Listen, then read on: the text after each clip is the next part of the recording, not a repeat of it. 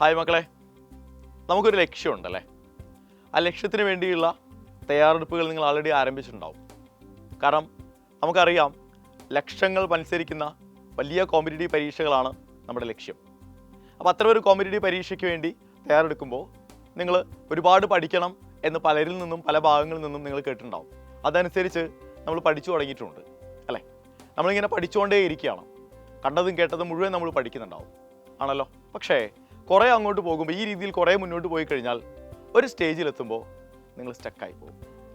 ഇനി എന്ത് ചെയ്യണം എന്നറിയാത്തൊരവസ്ഥയിലെത്തിപ്പോകും.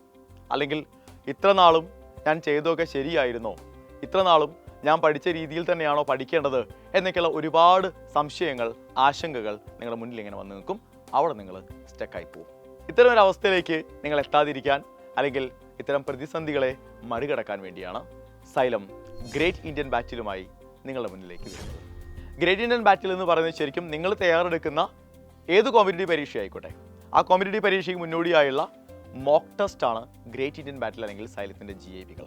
ഇത്തരം GABകൾ എഴുതിയത് കൊണ്ട്, അല്ലെങ്കിൽ ഇത്തരം മോക്ക് ടെസ്റ്റുകൾ എഴുതിയത് കൊണ്ട് എന്ത് ഗുണം ഉണ്ടാവുക എന്നായിരിക്കും നിങ്ങളുടെ മനസ്സിലുണ്ടാവുക അല്ലേ? കുറേ ഗുണങ്ങളുണ്ട്. അതിൽ ഏറ്റവും പ്രധാനപ്പെട്ട കാര്യം എന്താണെന്നറിയോ? നമുക്കറിയാലോ, ലക്ഷക്കണക്കിന് കുട്ടികളോടാണ് നമ്മൾ മത്സരിക്കുന്നത്. ഏത് കോമ്പറ്റീറ്റീവ് പരീക്ഷയാണെങ്കിലും അതെ, ലക്ഷങ്ങൾ എഴുതുന്ന കോമ്പറ്റീറ്റീവ് പരീക്ഷകളാണ് ഓൾ ഇന്ത്യ ലെവലിൽ.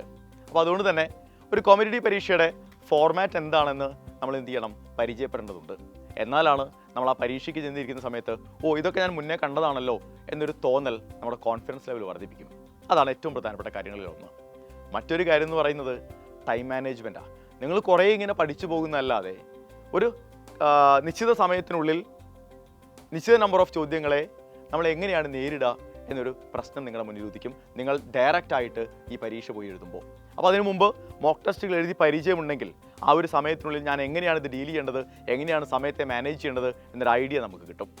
മൂന്നാമത്തെ കാര്യം, നമുക്കറിയാം എല്ലാ പരീക്ഷകളും നമ്മളെ സംബന്ധിച്ചിടത്തോളം ടെൻഷൻ ഉണ്ടാക്കുന്നതാണ്, ആശങ്ക ഉണ്ടാക്കുന്നതാണ്. ഒരു പ്രഷർ കുക്കറിൻ്റെ ഉള്ളിൽ ഇരുന്ന് പരീക്ഷ എഴുതുന്ന പോലെയായിരിക്കും നോർമലി എല്ലാ കുട്ടികളും പരീക്ഷ എഴുതുന്നുണ്ടാവുക. അപ്പോൾ അങ്ങനെ ഒരു പ്രഷറൈസ്ഡ് ആയിട്ടുള്ളൊരു സിറ്റുവേഷനെ നമ്മൾ എങ്ങനെ മാനേജ് ചെയ്യണം എന്ന് ഇത്തരം മോക്ക് ടെസ്റ്റുകൾ എഴുതുമ്പോൾ നമുക്ക് മനസ്സിലാകും. അപ്പോൾ അവസാനം മോക്ക് ടെസ്റ്റുകൾ GABകളൊക്കെ എല്ലാ മാസവും GABകൾ ഉണ്ടാകും.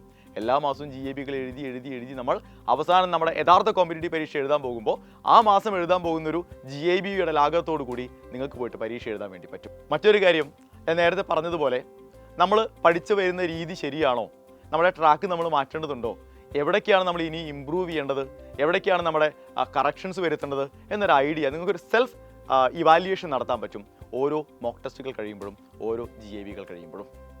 ഇനി ഇതൊന്നുമല്ലാതെ, ഞാൻ പറഞ്ഞ വളരെ കുറച്ച് കാര്യങ്ങൾ മാത്രമാണ്, ഇതൊന്നുമല്ലാതെ മറ്റനേകം ഗുണങ്ങളുണ്ട്, മറ്റനേകം അഡ്വാൻറ്റേജുകളുണ്ട് നിങ്ങൾ GABകൾ എഴുതി കഴിഞ്ഞാൽ.